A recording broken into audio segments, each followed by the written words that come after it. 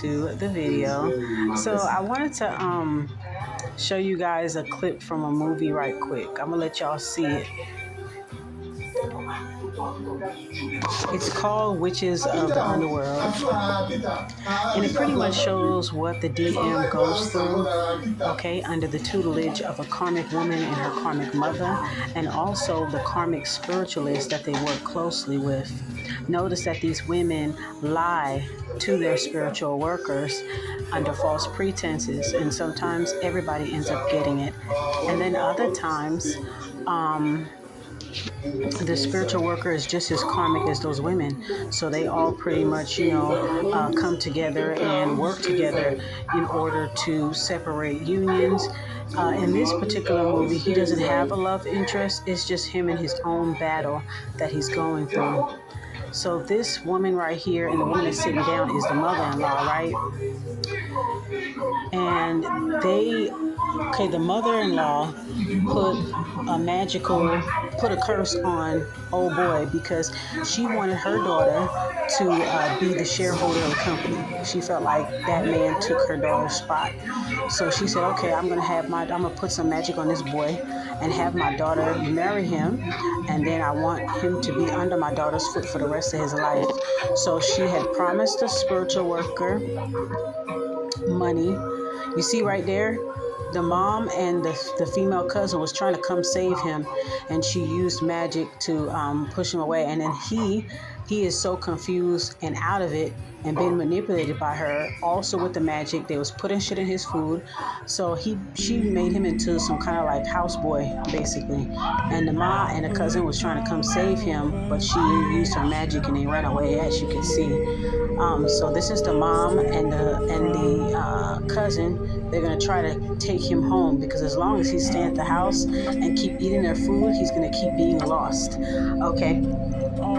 So a lot of this happens, and like I said about the karmic spiritualists, some of them, they prefer to work under false pretenses. They don't really care, and they don't really properly vet their clients. That karmic spiritualist might have something against you as a divine feminine or as a divine masculine. They may have something against you, and they will work closely with people that are against you. So I just wanted to, give you guys an intuitive message when it comes to that. Okay, so as you can see right here, they take him, but he's still under the spell. He's still under heavy manipulation, and he has spirit attachments. Okay, that's what they have on him. So they're trying to save him, and it's crazy because in the beginning of the movie, he was such a handsome man, well dressed, and oh my God. So look, the karmic. Okay, so now you see the spiritual worker decides to reverse the work. Okay. Releases the darkness for him, but he's still reeling from residual effects from that. Okay. She tell him to go home to his mom, but he's still confused because the lady, the mother-in-law, told him that it's your mom's that's the witch. She's the one that do this. I'm the one that's saving you. Okay. Now she didn't want to pay the spiritualist, so the spiritualist said, okay, fuck it, I'm gonna take everything back. So this is the divine masculine coming back and confronting them.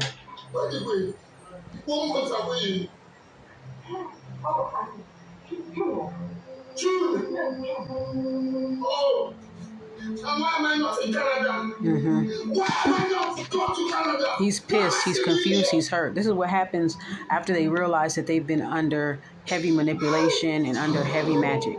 When they break apart, they get pissed off. Okay? Lucky he no beat them.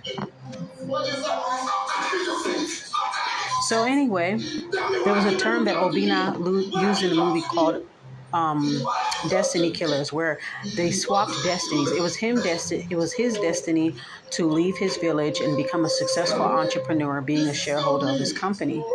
They took that from him and instead hexed him to have him under her foot.